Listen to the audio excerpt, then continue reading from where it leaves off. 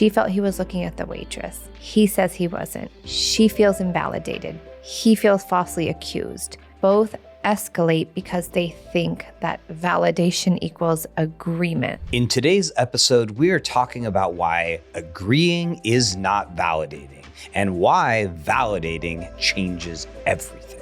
You can disagree with the facts and validate the feelings at the same time.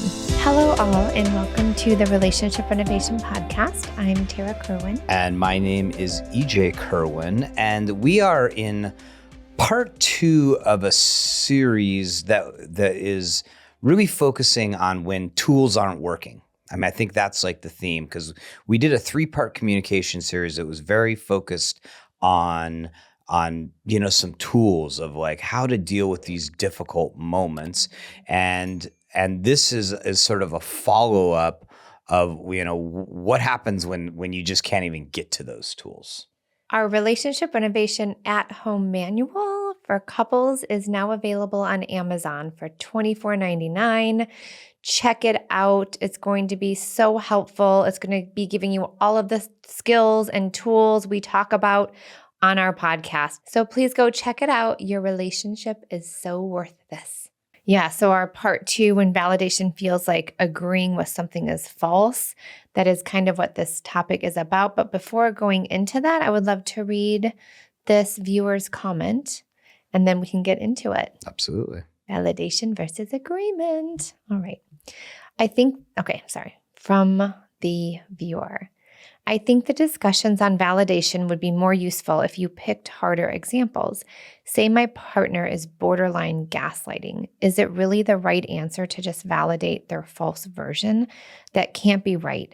How about a classic like, quote, the reason I am being distant is I'm still mad at him for staring at the waitress the other night, unquote. Validating out of the gate that he was staring at the waitress accepts her false premise, but entering with, I hear that you felt I was staring at the waitress is not going to be well received in my experience. That's the kind of hard example worth considering, especially in the early stages when the partners are really not listening generously or warmly to each other. So to summarize, let's just make it simplified, right? She felt he was looking at the waitress. He says he wasn't. She feels invalidated. He feels falsely accused. Both escalate because they think that validation equals agreement. Yes, just tell me you were looking at her, but if I tell you I will look at her, that will make you happy, but I know that that's a false confession. Yeah. And this is where couples get super stuck. And this viewer wrote this email because they were like, what if we can't even get to the validation because we're like so activated and we're so stuck in a communication pattern around what actually is true or not true that it's almost like a non-starter, at least in a positive way. And so our first episode last week was about just like, what happens when you're almost too activated to use the work. So go back to that to check out like sort of what to do how to recognize and what to do when you're both activated. This is specifically about this whole like validation versus agreement, admitting to something that I don't think I did wrong or that I think is simply not true. So clarity, distinction between agreement and validation. Agreement answers, is the accusation true? It is about facts. Okay. Validation answers, what did this experience feel like for you? It's about the emotional experience. So you can disagree with the facts and validate the feelings at the same time.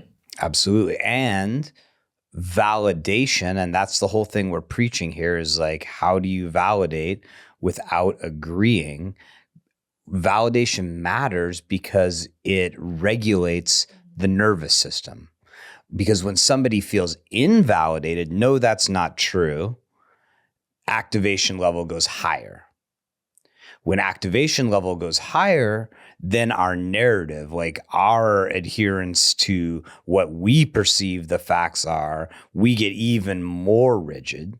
And when narrative or story hardens, the same fight repeats or the fight escalates.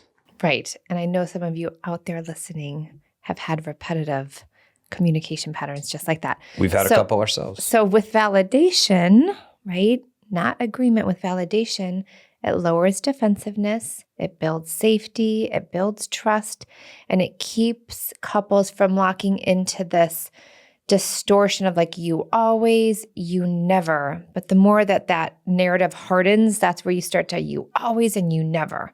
Yeah. Well, and this is where it gets so counterintuitive, because in this viewer's example of the looking at the waitress, right, is like he's trying to get the partner to trust him by challenging her perception of whether that's accurate or not. Right. But what we're saying is like, if we go to the validating of the emotions of what's going on underneath the hood, actually validation will regulate your partner's nervous system. It will make them feel heard. Now, agreement, if you were just to be like, sure, yes, I was, fine, I was, that just regulates the facts. And you know, and it doesn't, it really has no effect on the nervous system, on their feeling of safety. And it's just so important for you all to realize validation, agreement, very different things. Mm-hmm. Neither address, right? So in this example, the waitress scenario, right? Partner's like, I knew you were looking at her. I knew you were looking at her. And the other partner is like, that's ridiculous. No, I wasn't. Or fine, you got me again, right? First response is defensiveness, right? No, I didn't. That's ridiculous. Second response is like false confession or just kind of collapsing. Or even like sarcasm. Or sarcasm. Yeah. But the thing is that neither addresses the insecurity or the attachment panic that's actually happening under those words. And both responses increase activation. Whether it's that's ridiculous, I didn't do it, or like, yeah, you caught me again. It does nothing to settle and calm the nervous system, and it increases both of you guys because now you're off. Yeah. And we really go a little bit deeper.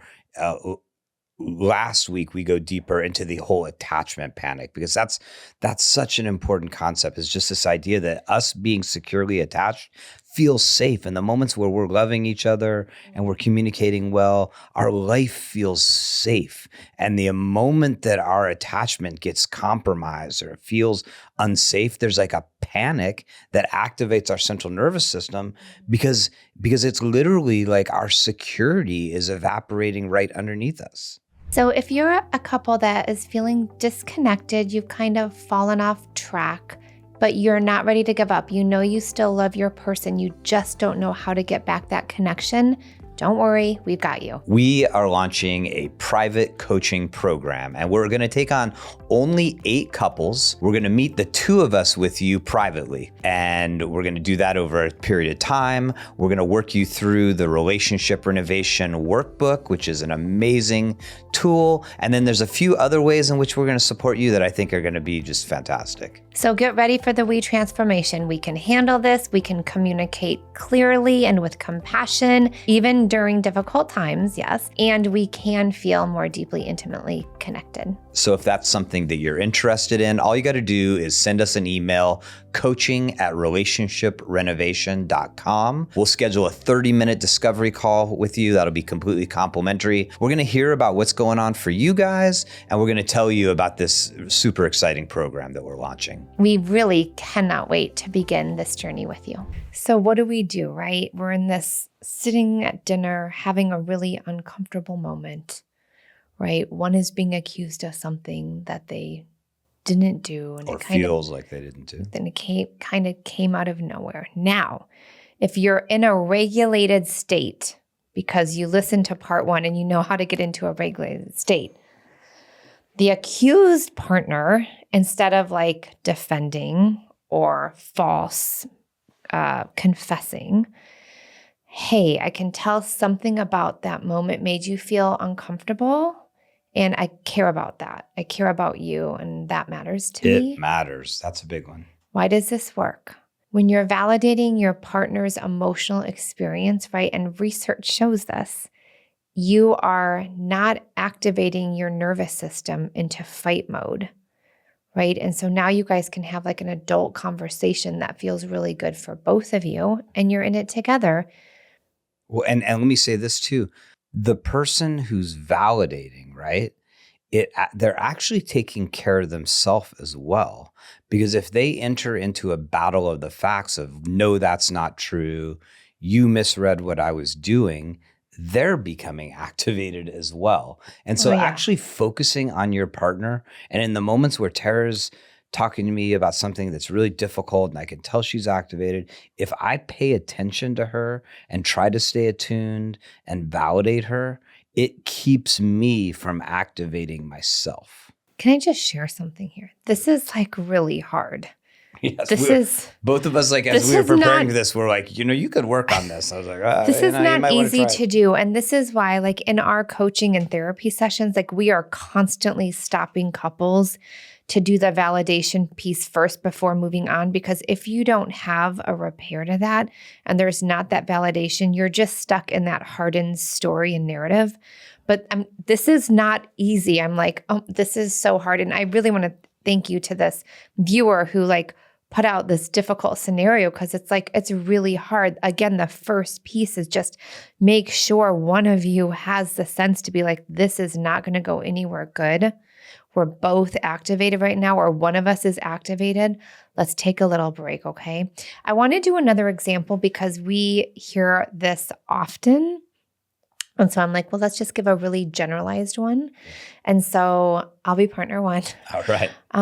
You just don't care about me anymore. Tara, that's not true. Like, I care immensely. I work so hard for this family. Like, I think about what you need all the time. Yeah. Or I could say, oh, yeah, you're right, Tara. Yeah, I'm just a horrible person who doesn't care about my own life. Now, again, this is repeating again, but why these two responses fail? The first one fails because it's defensiveness. It's negating her feelings. It's saying what is happening for you internally is not real. The second just sort of like, it just collapses your communication because you're not being honest, because in that time, like, I don't feel like I don't care, and I'm agreeing to something. So it really just makes things worse. Yeah. Neither address, in this instance, Tara's concerns, her feelings about disconnection. And just to say something about that too, because I'm imagining if like you came up to me now and you were like, you don't care about me anymore, I would feel so defensive in that moment, because I'd be like, oh my gosh, do you know how much I do for our kids, for our family, for our business? Like, we get so wrapped up in our story. So it is totally normal to get hijacked by like, how freaking dare you even think that or feel that? However, so there's a what to do here, right? Yeah, because I can't go into that unless, right? Here's like what to do. Again, it's hard to get there. Can I do this? Go ahead. Tara, what I'm hearing tells me that you feel really disconnected. Oh. Maybe that you're feeling alone right now. And that matters to me. I care.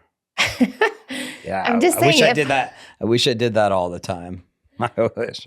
We're gonna keep doing that. Yeah. But can you hear that? Like, if the response was like, man, that statement really shows me you must feel disconnected and like alone, it would be like whiplash. Like, well, it's attunement. It's really where all of the work that we do for each other and with our couples it's really attunement. It's seeing underneath the you don't care about me to, oh, you feel really lonely. You're validating you want the loneliness. it's actually kind of nice. You're saying you want to be connected to me. Well, let me speak to that part of you. Yeah. Instead of the defensive part of me coming out. Why couples get this wrong again? Yeah, why it's confusing. Yeah, and why it's like so confusing to do this is they think that they're looking for factual clarification. They think if they convince their partner that I wasn't looking at that waitress, or convince their partner I do care about you through facts, that it's somehow going to solve the problem. Yeah. And it doesn't accept that actually the most skillful way to make you feel like I do care, or that you are the person I want to be with, is to actually be attuned to the partner and validate what they're going through. Yeah, and just to talk about that repeat narrative, because a lot of couples get trapped in this pattern, and it's like rinse. What did they say? Rinse, wash, repeat. Rinse, wash, repeat. Rinse, repeat. So when validation doesn't happen, the injured partner in that moment stores it. They store it. It's tucked in there for proof. So that next moment, it's like, see, you always do that. It happened last time too. And like, it's sad because couples will like be in this narrative and this pattern for years. And so it keeps growing and growing and growing. But when you validate, it interrupts the narrative loop, right? So validation, it doesn't mean that you agree with the story, but it means that you refuse to let the story grow unchecked. Yeah. And so the script is, in these moments, it's almost, for me, like it's a part internal and then a part communicating out towards my partner. And the first is like just sitting in the place of like, I don't agree internally, without taking it like, I don't agree, but it's just like, I don't agree. I'm acknowledging that. And then the verbal part to Tarah is, but I can really see that you felt hurt, that you feel unloved, mistrustful, that you feel mistrustful. And that matters. I care about that. Let's hear that script again. So, right, the internal is like, man, I don't agree with what they're saying. I know that right now that agreeing or not agreeing is factual and it's not going to help, but I can see that you felt blank and I care about that. That matters. That's repeatable, and it's also very regulating, and you don't build trust by confessing or to things you didn't do or defending yourself, right? You build it by caring about how your partner felt, which also is building your empathy skills. Again, it's not easy. This is like validation is one of the hardest things because we feel like it's a win-win. Who's going to win? Who's going to lose here? And that's where couples get totally tripped up on. And so again, we want to thank this viewer. We thanked them last week. We'll thank them again. Like, this was a great, like, sort of like nudge in the direction of looking at things in just a little bit deeper of a way. And we appreciate you as a community because you help us look at these dynamics in different ways, and you give us great scenarios. Yes, give us more. We want more. Yeah, so please continue to interact with us. You can always email us, podcast@relationshiprenovation.com. If you're not yet a member, you can be a free member. It doesn't cost you a thing. It costs you like 15 seconds to click twice. Join our Patreon community. We're putting daily tips up there. We do lives both for our sort of paid exclusive members, but also we do lives for the free members as well. So join that community and and make your relationship a priority. Yes, thank you so much for listening. As always, take care of yourself, take care of each other. Bye-bye. Bye-bye.